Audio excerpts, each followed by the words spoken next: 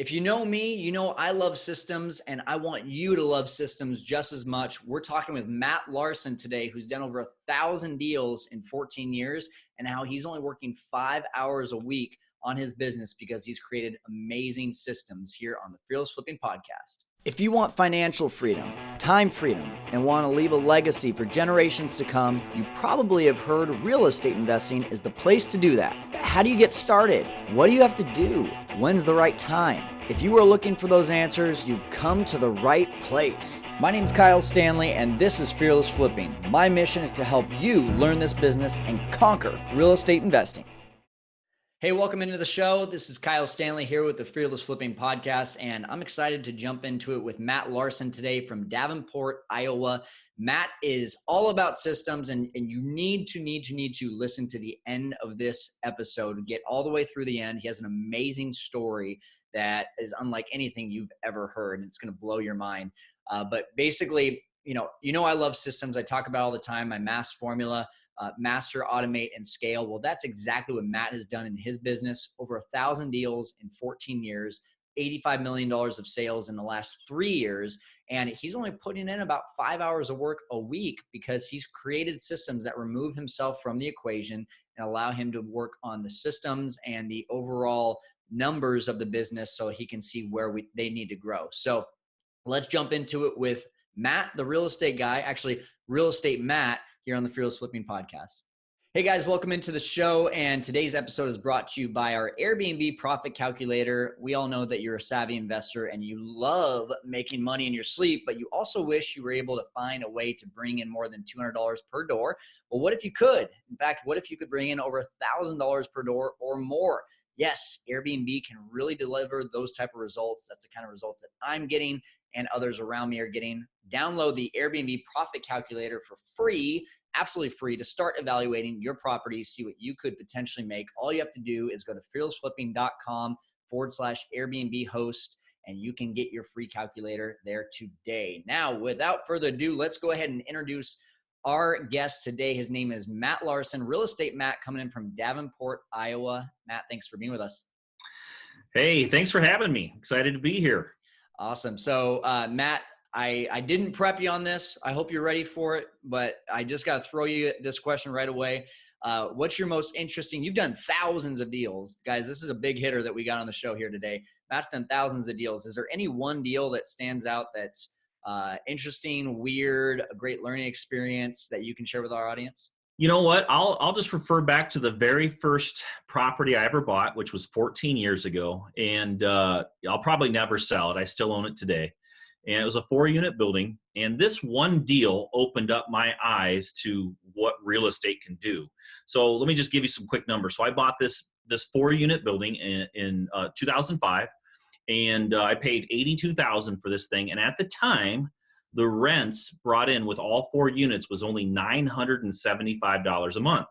Oh, wow. Well, I refinanced that building 2 years ago. So I had owned it for 12 years at this time.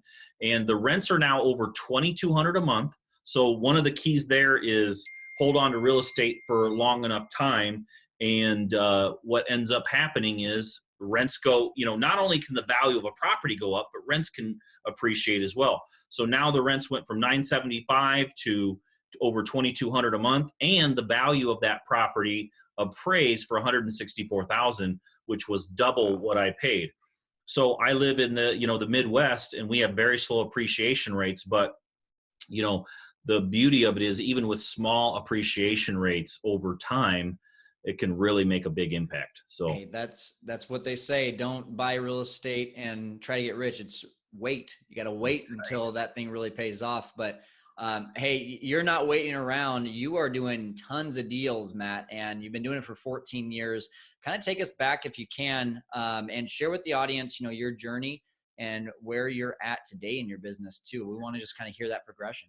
So, okay. So, like you said, I got started 14 years ago. And what happened was after high school, I wasn't really sure what I wanted to do, but I was really big into football and I wanted to play college football. I was never this, amazing, somebody that got good grades. I graduated from high school with a 2.55 GPA. So I got a 19 on my ACT, which was barely good enough to get into a school that I could play football. Played football for one semester and just didn't really like it anymore. And I wasn't good at the grades.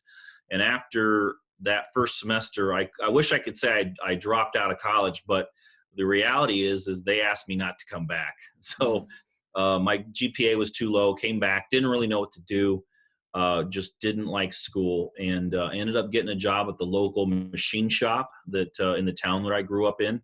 And I did that for, the next, from the time I was 19 all the way through right after 30 years old. And, I was not born an entrepreneur. I was not born as somebody that ever thought they were going to run their own business.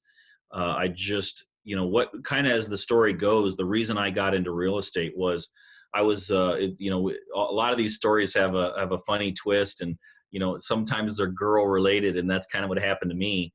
I was dating a girl. I'd never, I grew up in a poor family. We, in a true sense of poor, not like somebody that's driving around saying they're broke, but they drive around in $40,000-$50,000 vehicles. We grew up very, very poor. And so I never really understood money, and I didn't understand how money was made. At 30 years old, I never even had ever heard of self-help. I didn't know that section existed in a bookstore. I'd never read a book on, improving yourself or wealth creation. Didn't know it really was out there. And so what happened was I was dating this girl. We were together about 4 years, and one day she breaks the news to me that she wanted to break up. And part of the reason was she wanted to date somebody with status. She wanted to date somebody that made money. And, right or wrong, indifferent or whatever, it hit me hard. Wow. She actually said those words, huh? Actually said those exact words. Wow. And I started, like, all of a sudden I went from not really, I just wanted to pay my bills as a machine shop worker. If I got a check every week and it paid my bills, I didn't have anything in savings. I was pretty happy. And I honestly, that's what I thought I was supposed to do. That's what I saw my parents do. You make money, you pay your bills, there's nothing left over, but you made it through the week. And so, all of a sudden I'm very motivated to understand how to make money. And I was up late at night, just totally stressed out. This girl that I had been with for a really long time that I was in love with breaks up with me. And now the reason being is I'm not making money. So, I'm on the lookout now for a way to find out how to make money. So I'm up late one night. I see an infomercial, and how to make money with real estate. And I'm like, this is it. This is my ticket. So I buy the $39 book, and I'm just one of those guys. First of all, I was highly motivated because I really wanted to make money, and secondly, I was naive. I really didn't know that again, I'd never seen a course like this. I'd never read a self-help book, never really knew much about wealth. All I knew was, hey, this guy says, if you do this, this, and this, you can buy and sell real estate. So I literally took that information. I did a deal within my first 30 days, and I never really looked back. Within 3 years, I had built up enough cash flow with my rental properties that I was able to leave my job, and I've been full-time in real estate since 2008, and just done thousands and thousands of deals since then. And it was funny because somebody asked me the other day, and I actually had my CFO pull this data, but I've done, just in the last 3 years, I've done 85 million in sales. Wow. Of houses, and over 1,100 transactions in the last 3 years alone. And so it all started from an infomercial, which, by the way, for those of you that are under the age of 25, it was this little thing that was an extended commercial that you would see late at night on the television, which, if you're not familiar with what that is either, you should go look it up. Good point. I forgot. Nobody really, infomercials basically don't exist anymore. Yeah, right. I would, as the joke always goes, I only bought, I was skeptical a little bit about buying something off of TV, because I only bought one other thing off an infomercial before this real estate course, which was the Banjo Minnow, which was a fishing lure you could buy that was guaranteed. You use this lure, you're guaranteed to catch fish because, you know, the way it was designed or whatever. And I never caught a single fish with that thing. So luckily the second try on an infomercial worked for me. So so basically I went into this with no experience, no cash. Always had good credit because I always paid my bills, but just didn't have any experience. My parents never had bought a house before; they always rented, and so I went into it blind, and I was naive enough to think that I could do it. I believed everything I read, and I went into action with 100% confidence that if I followed the steps, that it would work. And so I think yeah, the key so thing there is that you actually did the work. You followed the steps. There's so many people that feel like they've done something just by educating themselves. They never go and do it, and they wonder why they're not succeeding. You know, the people that purchase these educational systems, and then a year later you ask them, well, you know, how's it going? And they're saying, oh, we're struggling. We can't do this, can't do that. The number one question I ask is, how many offers have you put in? And usually that's like under 5. I'm like, well, shoot, of course you haven't gotten a deal. You put in under 5 offers in 1 year. Like, you got to put in offers. You got to just do it. 100%. It's funny that you mentioned that because I was just somebody was messaging me last night on social media and reached out and was like, hey man, I'm just really frustrated. I've just never been able to do a deal, and it just hasn't worked for me. And maybe it's my area, maybe it's this, maybe it's that. And I just asked him like same exact question. I said, well, how many offers have you put in total? And he's like, well, I haven't put in any. And I'm like, well, then there's no more, there's nothing else for me that I can do for you. Yeah. If you don't go through the steps to make offers, nothing else matters. It doesn't matter that you created nice business cards that look good. You got a cool logo.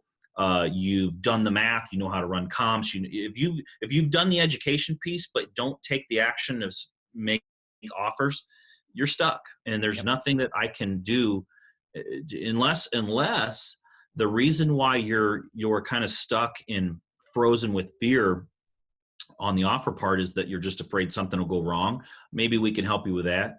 But you know, for the most part, if you're not willing to do the really important work, and that's the stuff with making offers and following through with that, there's really nothing else that we can do for you. I think too, one of the things is people get so paralyzed and they think that making an offer is like this huge thing that like, oh, now that I've made an offer, I can't take it back.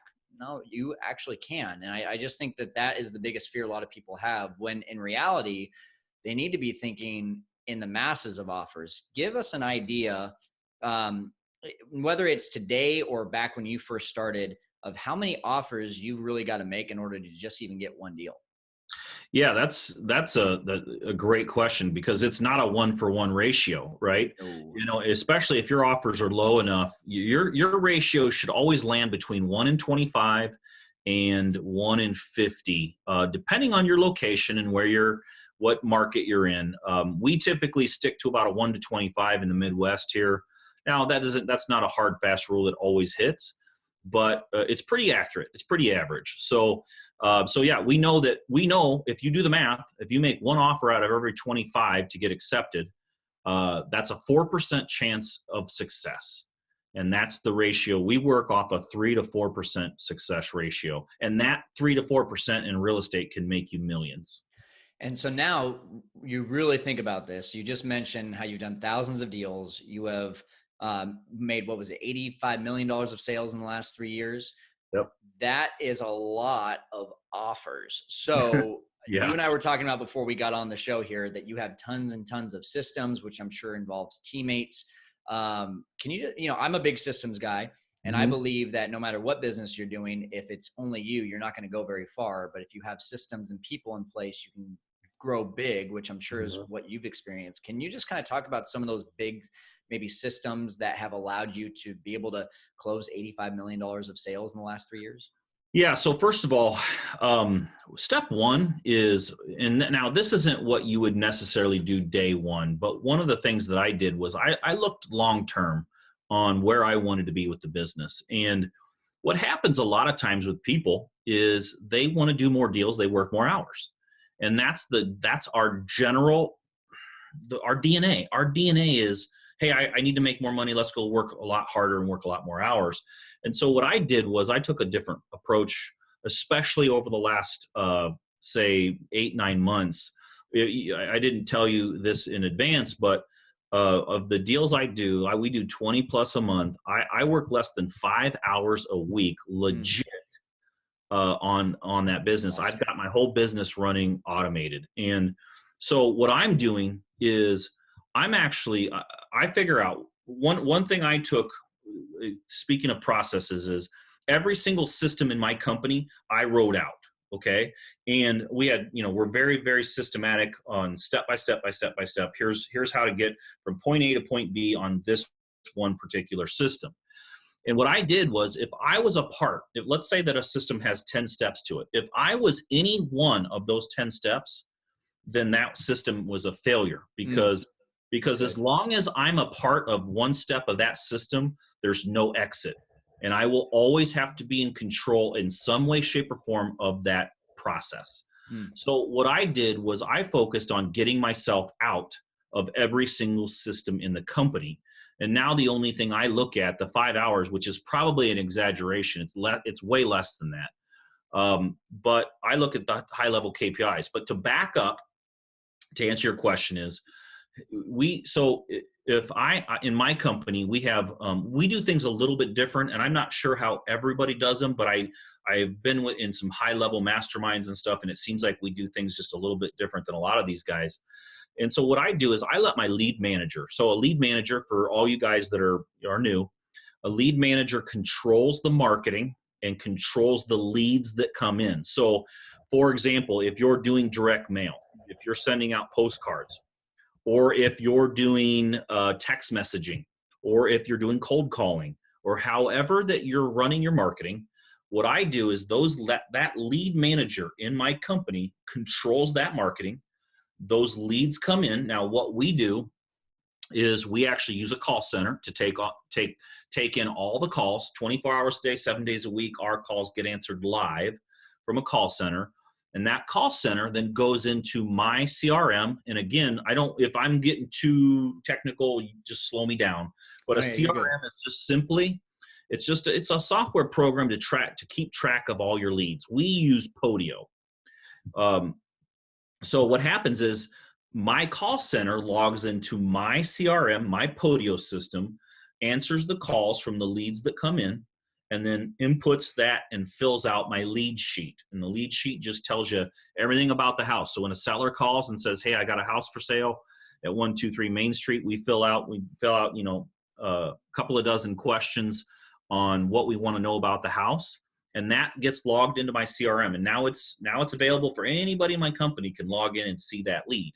So then what we do is, and this is what's a little bit different than a lot of the way other people do it, is my lead manager, who has a couple of virtual assistants working under her, we take a look at each lead and we sort each lead. And if we know right away if a lead's going to make sense or not. So for example, if somebody owes, for easy math, if somebody owes $100,000 on a house and it's worth $100,000, that's not a lead that we're going to spend any time on. And there's going to be people that say, yeah, but man, I can take a lead with no equity, and I can do a subject to, and I can make it work. I get it. I totally agree with that. It's just not what I do. I want to work with stuff that stacks all the odds in my favor. I don't want to have to be creative. I don't want to have to do some creative financing. I just want to wholesale properties and buy properties at a massive discount.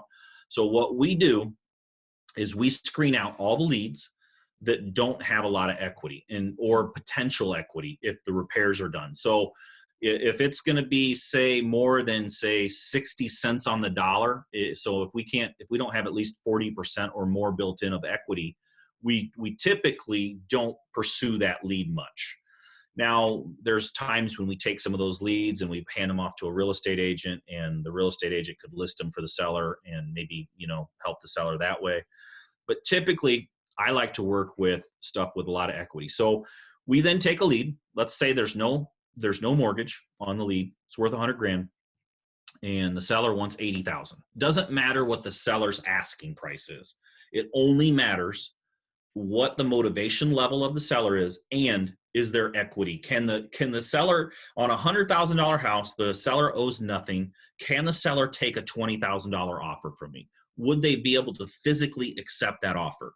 And if the answer is yes, then, and we've got a lot of equity, we can make whatever offer we want, then we move forward. Now, here's the difference on what I do compared to a lot of people.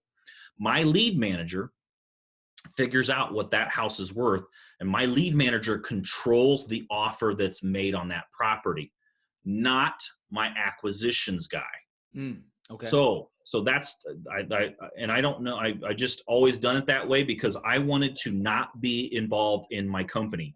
I wanted my company to be able to operate without me, and that was the backstop that we created. So just to kind of go back on why that's important for all you guys out there is, if you've got an acquisitions guy and that acquisitions person gets paid on a commission or some type of a sales bonus and they're not paid a salary, their job is let's just get it under contract and try to get it wholesaled so that I can get paid.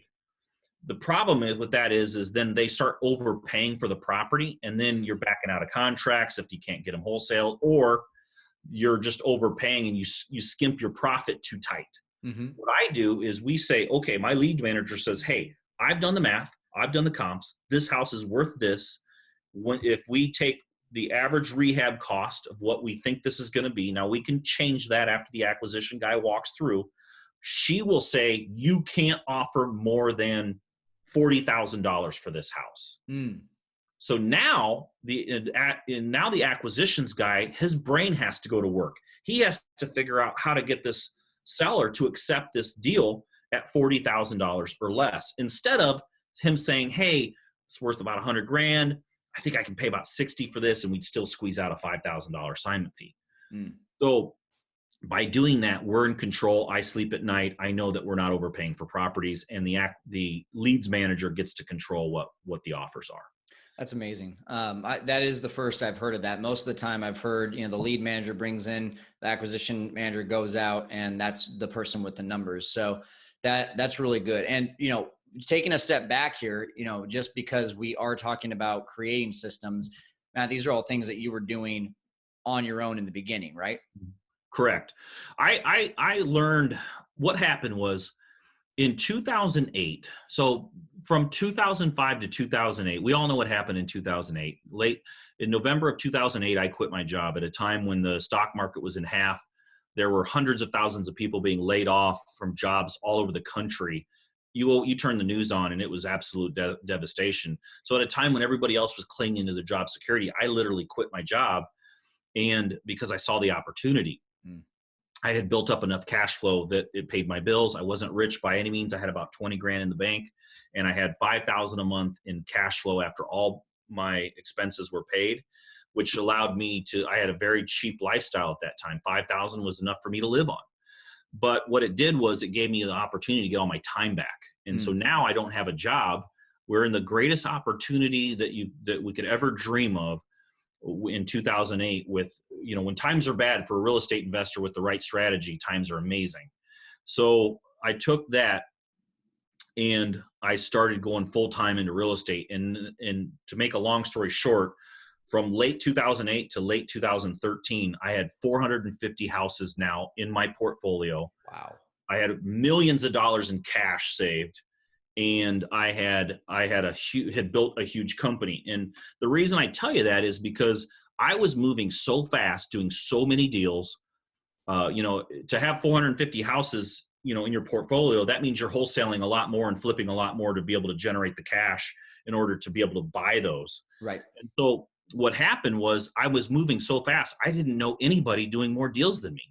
And what happened was I had to build my own systems. I just didn't have anybody to ask. So back then, me doing 20, 30 deals a month, most guys were doing, most big shots were doing maybe 5 to 10 deals a month. And I couldn't go to them and say, hey, what are you doing? Because I was already doing more. So I had to come up with my own ideas and my own systems on how I thought things should be. And with thinking that, hey, I don't want to have to do every piece of this. So that's kind of how it all kind of evolved over time. That's amazing. Now, this is a perfect lead in for an amazing story that if you're listening right now, you need to hear this. Matt might eventually have a business that kicks Lowe's and Home Depot out, out of the park. Share this story, Matt. It's pretty awesome. So, so what happened was, with us doing so many deals, we just buy a lot of materials, and we do a lot of rehabs, and we spend millions of dollars a year in material spend. So after 2016, in that year, so after 2016, it was early 2017. It was January of 2017, and I went to the local Lowe's store. I don't remember what I was doing that day, but I walk in and I spent a lot of money at Lowe's. This was like this one particular store we did most of our spend. And anytime I walked into the store, like I think they got on their radios and people came out of the woodwork to see what I was doing. And typically the store manager, the guy running the whole store, would come out of the woodwork and he'd walk up to me and he'd literally say stuff, Matt, is there anybody I need to fire today? And he was being serious. Like that's, Wow. so he told me in early 2017, he goes, Matt, you had a pretty good year with us in 2016. You spent $2.2 million with us. And he told me, he's like, we do about $22 million a year at this store. So I did 10% of his sales. It's crazy. And my next thought that hit my mind was, man, I need a better deal. So I asked him, I just said, hey, let's call a meeting and sit down and let's talk about a better discount for me to get. With me spending so much, you probably need to, give me a better price. And he goes, Matt, don't need to worry about that. He goes, we give everybody the best price right off the shelf. We automatically give it where our lowest price is right on the shelf. There's no need for negotiating. So I was a little irritated. And so I went back to my team early 2017 and I just said, hey, I'm tired of walking into, doesn't matter if it's Lowe's, Home Depot, Menards, any of them. If we walk in and we're buying something off the shelf, some guy that's just does a one remodel on his house that he lives in every 10 years is getting basically the same price as me. Mm-hmm. I had a real problem with that. So I went to my team and I just said, I got this crazy idea. What if we built our own warehouse and bought our own product and bought bulk? And then maybe we could get a better price. So what happened was first of all, I thought, I don't know anybody that's doing it, so I'm probably crazy and it probably won't work. So let's just protect my downside and spend as least amount of money trying to figure this thing out as I can. So I rented a 3,500 square foot warehouse down the street from my office. And it was just a 1-year lease, $1,300 a month. And I figured, you know what, if I'm totally wrong here and this doesn't work, I can walk away, pay out the lease for the year, and I'm good. I'll just, I lost some money, no big deal. So I took a girl that was working in my accounting department and I just said, hey, you're now a warehouse. You're going to build this warehouse for me. Here's what I want to do. I want you to take all of our spend and start sending it to Lowe's, Home Depot, Menards, HD Supply, Wilmar, Amazon Business, and just have them bid and just say, hey, if we put stock on our shelves and we buy in bulk and we commit to a year purchase, what would our price be? And we showed them what we were already spending so they knew our volume. Mm-hmm. And I literally got her started and I literally left, and 30 days later, I was thinking to myself, I wonder how my warehouse project's going. So I drove over there, hadn't been there in 30 days. I drove over there and I walk up and the place is full of materials. It's packed. I walk in, I'm like, what in the heck is going on? She's like, Matt, we just don't have any more space. We can't buy, we've only bought 400 SKUs and we're out of space. There's no more room for anything else. And we have 2,000 more SKUs to do. So a SKU is just SKU is just a way to identify, a product, Sure. A specific item. So I'm like, but is it working? She's like, we saved $40,000 our first month. Oh my gosh. And I was like, that's all I need to hear. Okay. Yeah. We're going full force. So, so and it's funny. I mean, this was as antiquated as you could think. We built shelves out of plywood and 2x4s. I mean, this is just as cheap as I could do it in that beginning just to test it. So we had these, little warehouse set up. So I left there, called my commercial broker and just said, I need 15 to 20,000 square feet and I need it fast. So that day I looked at a building that was 18,000 square feet. I made an offer within a couple of days. I had it agreed to a price and closed within 30 days, Nice. which is where my office is now. And, we brought an engineering company in to actually, CAD out the whole place to give us the best possible shelves to put in, where to place them for optimum amount of, products. So now we're buying products at up to 80% off of what Unreal. the average person would go in and buy a product off the shelf at Lowe's or Home Depot, which gives me a massive competitive advantage. And Oh, absolutely. the crazy thing is, so if you take this building, I paid $875,000 for this building. I got a really good deal on it. This building, if you take what I spend on this building with taxes, insurance, and my mortgage payment on it, which I put on a 10-year amortization to pay it down fast. If you take that math, I save more off of one product on my shelf than it cost me to run the whole place for the year. One product, paint. I save by putting this warehouse together, I saved over $100,000 a year on just paint.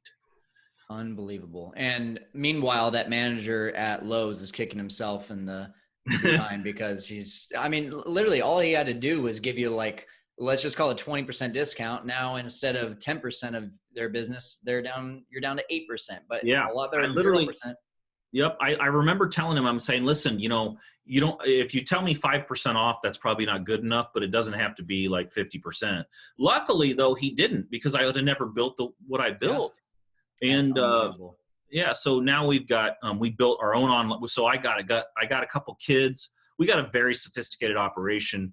Cool. Again, I'm always thinking long-term and how to automate things, but we built our own online store from zero.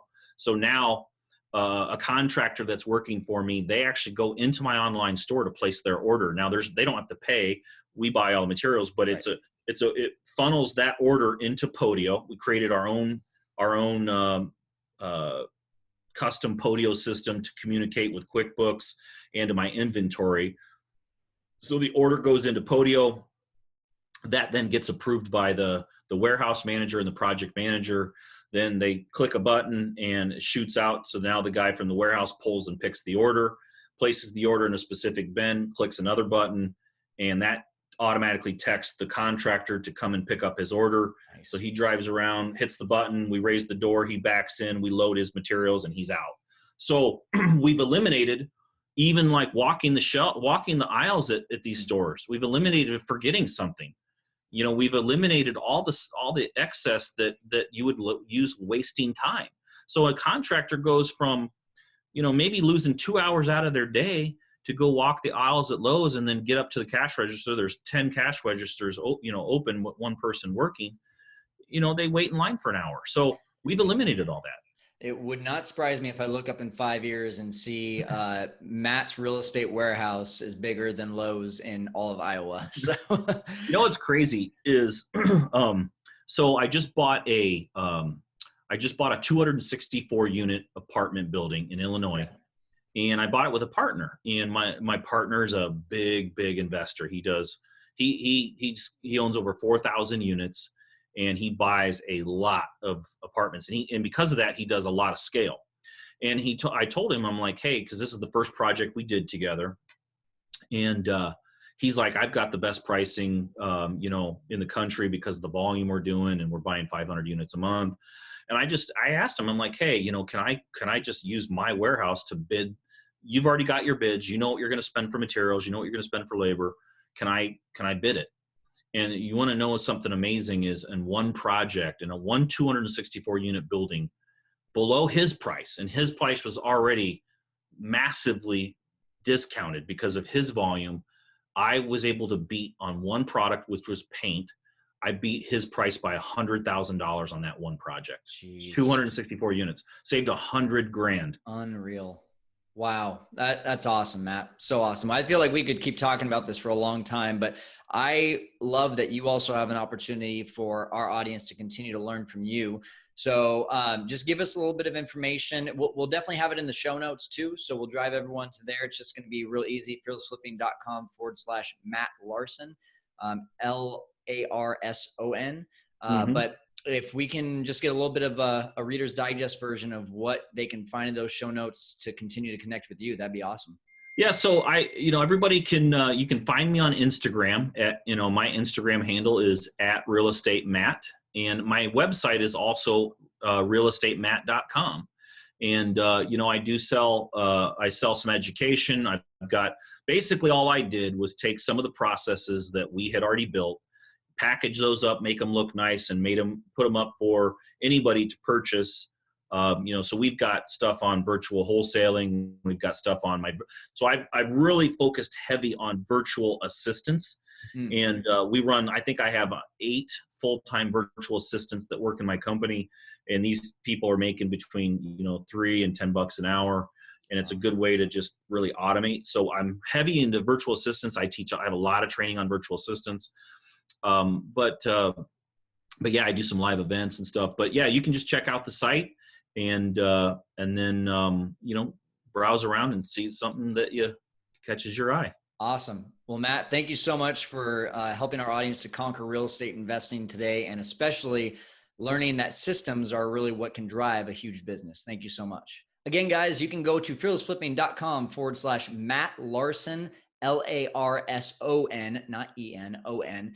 And we're going to have all of the links on there that will drive you to the ways to connect with him. He's got amazing products that are going to be able to help you to advance your business if that's something that you'd like to take advantage of. And at the end of the day, you just need to find these ways to create systems. And, we talked about it there for a second, but just making offers. If you're not making offers, then you shouldn't even be thinking about systems yet. You should be thinking about how can I get out there and make offers. And then as you're doing that, as you're starting to succeed, as you're starting to realize that, wow, I'm really pressing on both ends of the candle here, burning it on both sides of the candles.